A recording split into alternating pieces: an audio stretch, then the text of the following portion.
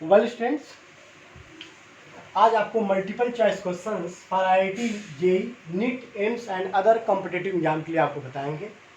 जो multiple choice questions होगा, अभी भी आपका हाइलोरिंस ही चल रहा है।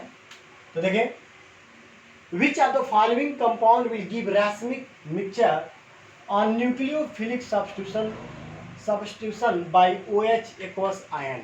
बहुत शानदार क्वेश्चन है। तो सबसे पहले आपको मैं बता दूं, न्यूक्लियोफिलिक सब्स्टिट्यूशन रिएक्शन तीन तरह का होता है। यानी एसएन रिएक्शन जो होता है, SN reaction, these are three types. First one is the S1 reaction, second one is the SN2 reaction, और थर्ड जो है SNI रिएक्शन होता है। S1 रेसमाइजेशन इसमें होता है, रेसिमाइजेशन होता है। SN2 में इन्वर्जन ऑफ कॉन्फ़िगरेशन होता है। तो हम बात कर रहे हैं S1 रिएक्शन का। तो आपको बताना है इसमें से इनमें से कौन से ऐसे ऑप्शन हैं जो रेसमाइजेशन करेगा, यानी रेसमिक मिक्सचर बनाएगा। तो रेसमिक मिक्सचर कैसे बनता है पहले आपको समझना है। तो सबसे पहले रेसमिक मिक्सचर बनने के लिए हमें दो कॉन्फ़िगरेशन चाहिए, डी और यल। यानी डी और यल डेस्ट्रो रोटेटरी और लीवो रोटेटरी हो, और डेस्ट्रो और लीवो होने के लिए हमें कायरल कार्बन वाला कंपाउंड चाहिए, कायरल कार्बन। तो चलो देखें, सबसे पहला केस में देखा जाए तो यह आपका है CH3, यह आपका कार्बन है, एक जुड़ा है ब्रोमीन और एक तरफ जुड़ा है, देखिए CH2 CH3 दो है, CH2 CH3, और यहाँ पर एक जुड़ेगा हाइड्रोजन। बैलेंसिंग पूरा है। अगर हम इस कार्बन का बात करें तो these are chiral carbon, this is a chiral carbon. Chiral carbon होता क्या है? ऐसा कार्बन जिसकी चारों वैलेंसी जो है डिफरेंट एटम या ग्रुप ऑफ एटम से पूरा हो। तो यह कार्बन देखिए C2H5 से पूरा है, हाइड्रोजन CH3 और ब्रोमीन, सो यह कार्बन कायरल है। अब जब कायरल होगा तो देखिए क्या होगा। जब तो पहले क्या होगा, मैकेनिज्म अगर बात करें तो पहले ये ब्रोमीन बाहर निकलेगा Br- के फॉर्म में, और जब निकलेगा तो हमें बनेगा एक अच्छा सा कार्बोकेटायन। क्या बनेगा बच्चों? कार्बोकेटायन।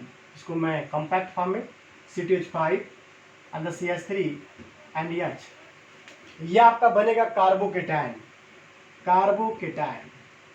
और इस कार्बोकेटायन का कार्बन का जो हाइब्रिडेशन होगा sp2, due to sp2 hybridization its structure will be planar. कैसा होगा बच्चों? प्लेनर।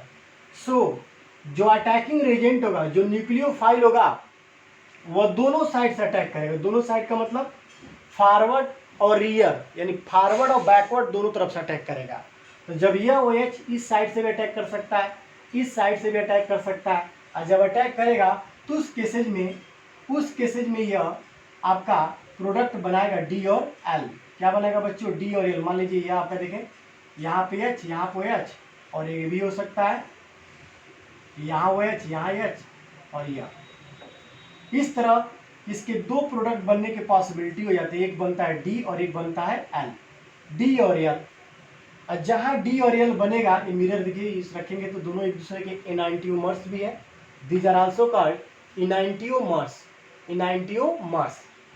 तो यह D और L जहाँ बनेगा तो वो दोनों D और L को इक्विमोलर अमाउंट में मिला दें तो जो हमें मिक्सचर बनता है उसी बोलते हैं रेसमिक मिक्सचर। क्या बोलेंगे बच्चों? Racemic mixture.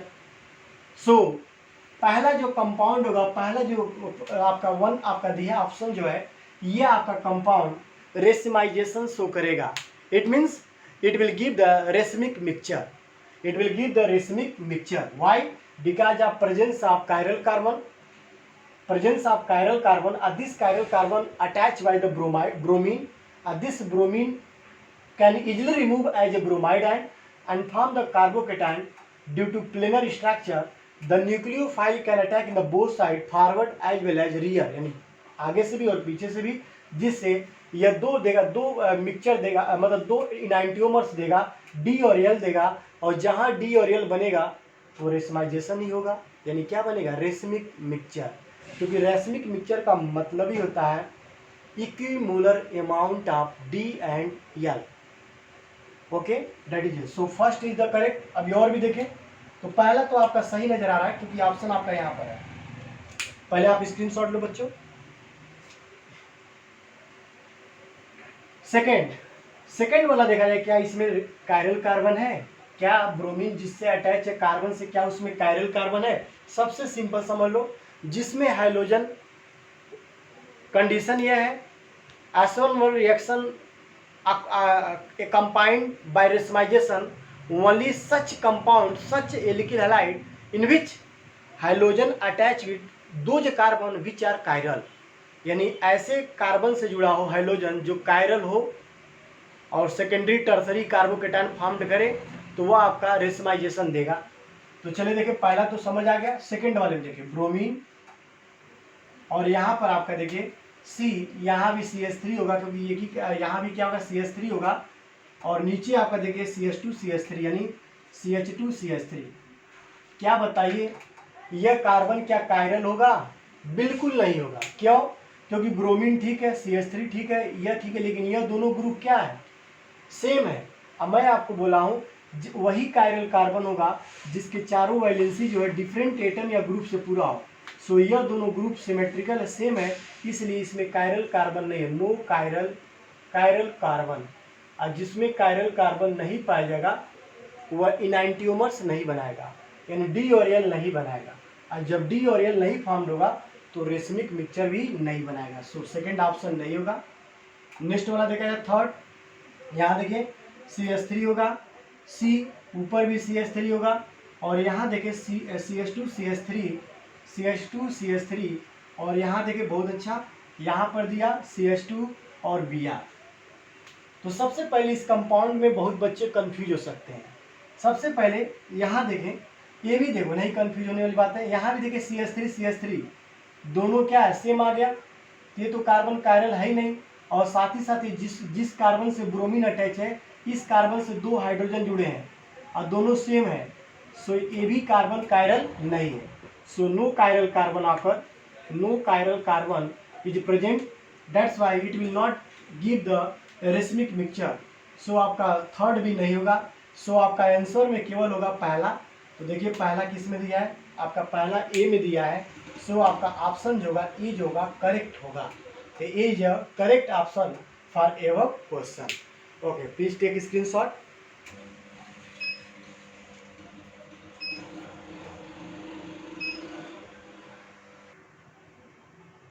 Well student, second multiple choice question related to haloalkanes and haloanes.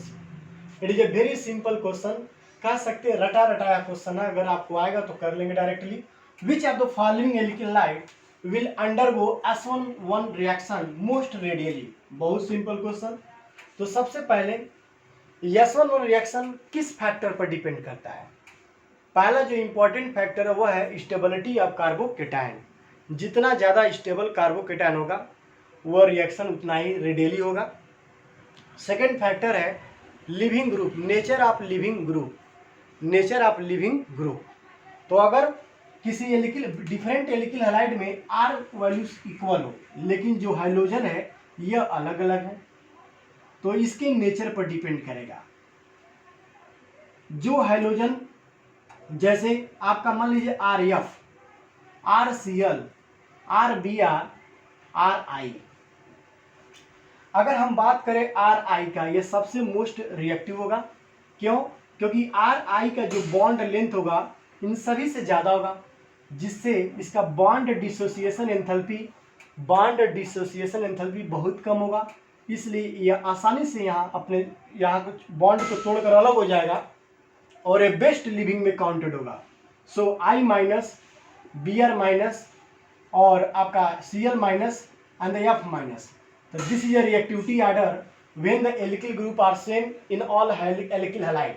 So look here, in such compound, in all the compound, this CH3 thrice a C are common, but fluorine, chlorine, bromine, iodine are different. So that's why iodine is the better living group. So D option is a correct, क्योंकि D option जो होगा वो जो D वाला option होगा वो ज़्यादा reactive होगा S1 के केसेज में। सो आपका D ऑप्शन क्या होगा? बेस्ट ऑप्शन होगा। Please take screenshot. Well stand. Question number third. It is a very simple question. Identify the compound Y in the following reaction. ArNH2 means aniline. Ar का मतलब benzene ring है. देखें, इसका मतलब हुआ एनिलीन. एनिलीन का reaction जो है NaNO2 और HCl से कराना है 0 to 5 डिग्री सेल्सियस. तो यहाँ बनता है कंपाउंड जो बहुत इंपॉर्टेंट साल्ट है, जिसको बोलते हैं बेंजीन डाइजोनियम क्लोराइड. क्या बोलते हैं बच्चों? Benzene diazonium chloride. और इस रिएक्शन को बोलते हैं डाइजोनेशन रिएक्शन. अब देखिए Cu2Cl2 बहुत सिंपल. एक आपका Cu होता है, Cu और HBr, और एक आपका Cu2Cl2 और HCl. तो जब इसके प्रेजेंस में कराते हैं तो इस रिएक्शन को बोलते हैं सैंडमेयर रिएक्शन. और जब इसके प्रेजेंस में कराते हैं तो इसको बोलते हैं गटरमॉन रिएक्शन. तो जब सैंडमेयर रिएक्शन होगा तो आपका सिंपल एकदम क्लोरोबेंजीन बनेगा और नाइट्रोजन गैस बनेगा. और जब यहाँ भी अगर हम HCl लें और इसको रिएक्शन कराएं तो इसमें भी क्लोरोबेंजीन और नाइट्रोजन गैस ही बनेगा. बट इस रिएक्शन को बोलते हैं सैंडमेयर रिएक्शन और इस रिएक्शन को बोलते हैं गटरमॉन रिएक्शन. सो आपका ऑप्शन ये होगा, ये हो गया X, ये हो गया Y. तो देखिए आपका क्लोरोबेंजीन ऑप्शन कह दिया है. Yes, option number C. तो C option is a perfect answer for the above question. Okay, please take screenshot.